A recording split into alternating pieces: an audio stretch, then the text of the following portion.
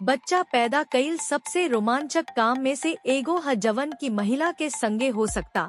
जैसे ही रौरा गर्भवती बानी के जानकारी मिल जाई, पूरा 9 महीना के दौरान एगो संगठित देखभाल खातिर अपना डॉक्टर से बात करी। गर्भावस्था के पहला हफ्ता का होला। गर्भावस्था के पहला हफ्ता के गणना अंतिम मासिक धर्म के पहला दिन से कईल जाला। हालांकि इस समय महिला असल में गर्भवती नहीं थी, लेकिन अंतिम मासिक धर्म से पहला सप्ताह के गिनती से अनुमानित नियत तिथि तय करे में मदद मिलेला। पहला हफ्ता में हमरा कवन बदलाव महसूस हुई। कुछ महिला में पहला हफ्ता में गर्भावस्था के कवनो लक्षण न होखेला, जबकि कुछ महिला में स्तन के कोमलता, थकान, मतली अवूरी हल्का ऐंठन जैसन शुरुआती लक्षण हो सकता। हालांकि मासिक धर्म न होखल शुरुआती गर्भावस्था के प्राथमिक लक्षण होखेला। यह पर ध्यान दी कि जैसे ही रौरा पता चल जाए कि रौरा गर्भवती बानी, प्राथमिकता बा कि रौरा स्वास्थ्य के ध्यान राखल जाव। अपना खानपान खातिर दिनचर्या बनाई, व्यायाम करी आ संतुलित समग्र जीवन शैली बना के राखी।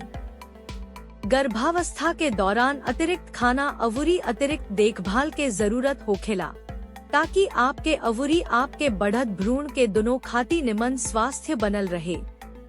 एक कोशिश करी कि ऊर्जा देवे वाला खाद्य पदार्थ, अनाज, गेहूं, चावल, बाजरा, रोटी, जई आदि, अवूरी तेल वसा, प्रोटीन से भरपूर खाद्य पदार्थ, दूध से बनल उत्पाद, मछली, मांस, मुर्गी, दाल, अवूरी अखरोट, विटामिन, खनिज, सब मौसमी फला, सब्जी, तरल पदार्थ, रोज कम से कम 8 से 12 गिलास पानी।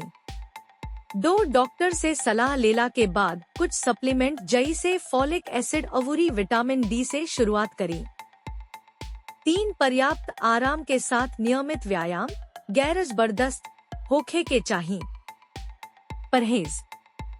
एक जवना स्नैक्स में वसा चीनी के मात्रा ज्यादा होखे, ओकरा बदला में फल, सलाद, कम वसा वाला दही, सूखा फल, सूप आदि के सेवन कईल जाला। 2 चाय कॉफी जैसन पेय पदार्थ भोजन से 2 घंटा पहले अवूरी बाद में एकरा से परहेज करी। 3 शराब, धूम्रपान भा चबावे वाला तंबाकू। 4 कवनो दवाई बिना अपना डॉक्टर से सलाह लेले। 5 एक्सरे। 6 कवनो दंत चिकित्सा। सुनिश्चित करी कि रौरा दंत चिकित्सक के मालूम होखे कि रौरा गर्भवती बानी।